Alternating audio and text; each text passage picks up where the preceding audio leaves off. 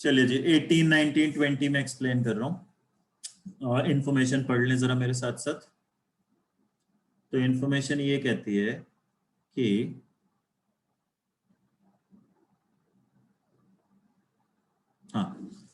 कि table A provides data about the ages of children in a school. For the age given in the first column, the second column provides the number of children not exceeding that age. That means कि जैसे मान लो ये 35 है number, तो इसके कहने का मतलब ये हो गया कि 35 बच्चे ऐसे हैं जिनकी उम्र 7 साल से ज्यादा नहीं है। दैट मीन्स या तो 7 है या 7 से कम है। okay. 22 लोग हमारे पास ऐसे हैं जिनकी एज 6 साल या उससे कम है।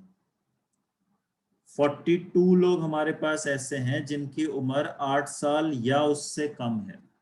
क्या ये वाली बात समझ आई है मेरी सबको?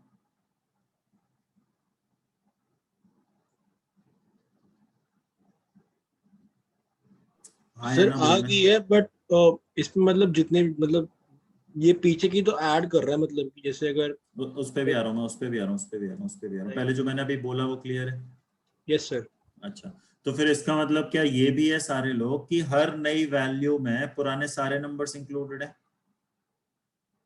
क्या इसका ये भी मतलब है कि हर नए नंबर में पुराने सारे लोगों की काउंटिंग शामिल है?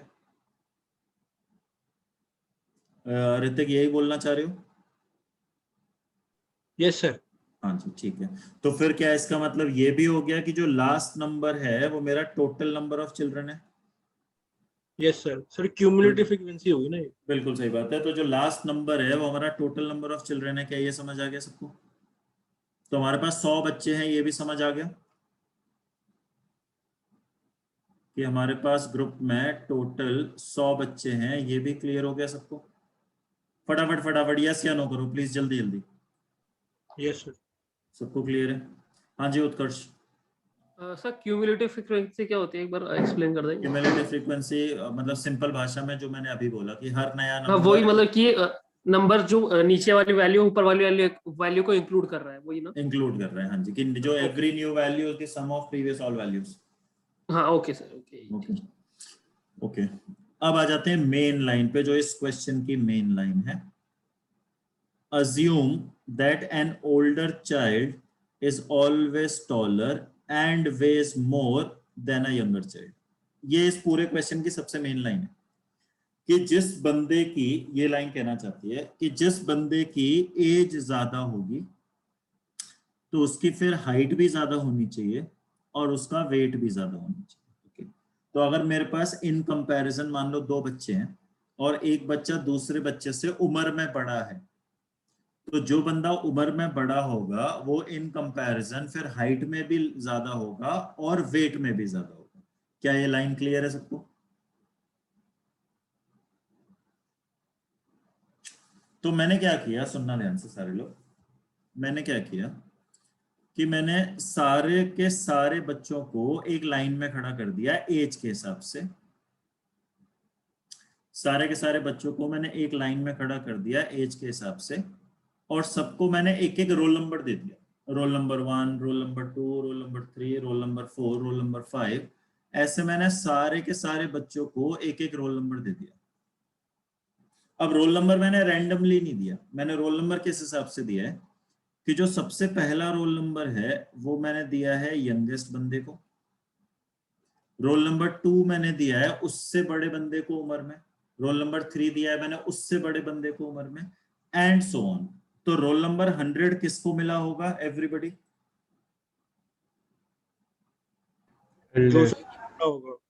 जो उम्र में सबसे बड़ा होगा। कैन वी से ओल्डेस्ट बंदे को?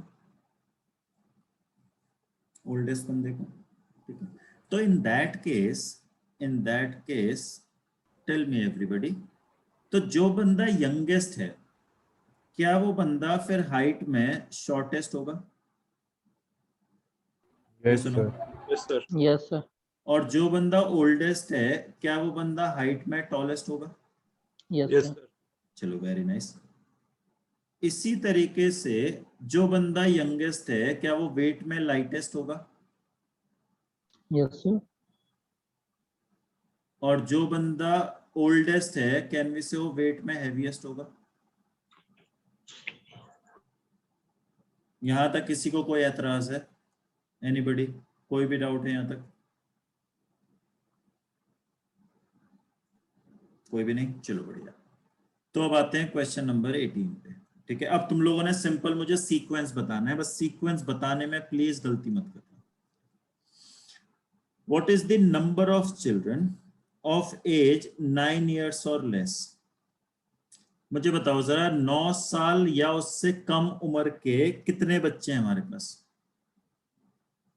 9 साल या उससे कम उम्र के कितने बच्चे हैं हमारे पास? 48 बच्चे हैं। तो मुझे बताओ इन 48 बच्चों के पास कहां से लेके कहां तक के रोल नंबर्स होंगे? इन 48 बच्चों के पास कहां से लेके कहां तक के रोल नंबर होंगे? 1 से लेके 48, 1 से लेके 48 है ना। चलो गुड है। Height does not exceed 135, height 135 से ज्यादा नहीं होनी चाहिए। ऐसे कितने बच्चे हैं मेरे पास? 45। अब इनके रोल नंबर्स की शुरुआत कहां से होगी? 1 to 45। तो अब जरा बताओ इन दोनों सीक्वेंसेस में कितने बच्चे कॉमन हैं? इन दोनों सीक्वेंसेस में कितने बच्चे कॉमन हैं? क्या ये हमारा आंसर हो जाएगा? 1 to 45 क्यों हुआ, समझ नहीं आया। Priyanka, height does not exceed 135 कौन सी वाली टेबल है?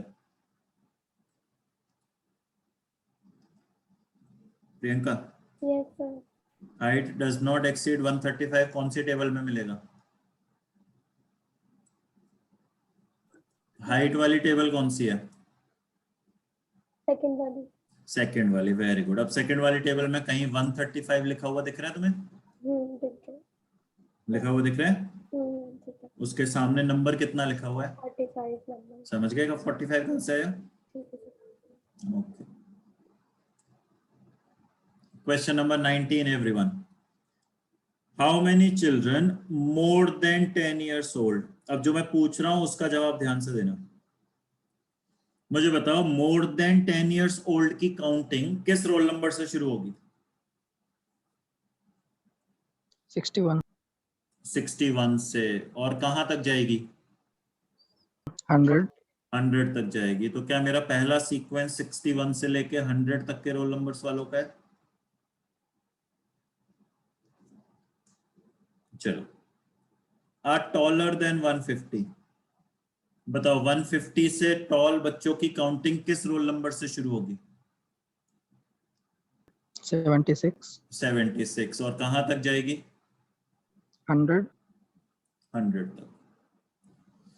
And do not way more than 48 kgs। 48 kg से बड़ा वजन नहीं होना चाहिए। बताओ कौन से लोग होंगे, कौन से रोल नंबर वाले लोग होंगे? 48 kg से ज्यादा वजन नहीं चाहिए। 1 to 91। 1 to 91। अब मुझे बता सकते हैं कौन से रोल नंबर्स तीनों सीक्वेंसेस में कॉमन है? कौन से रोल नंबर्स ऐसे हैं जो तीनों सीक्वेंस में आ रहे हैं? 76 से 91। 16 आंसर हो जाएगा। क्या तरीका क्लियर है सबको?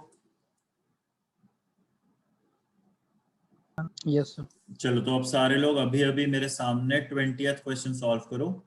आंसर 44 आना चाहिए। करो जरा एक बार सॉल्व और वेरीफाई करो 44। अपने आप से नहीं कर पाएंगे तो वो भी बता देना मुझे।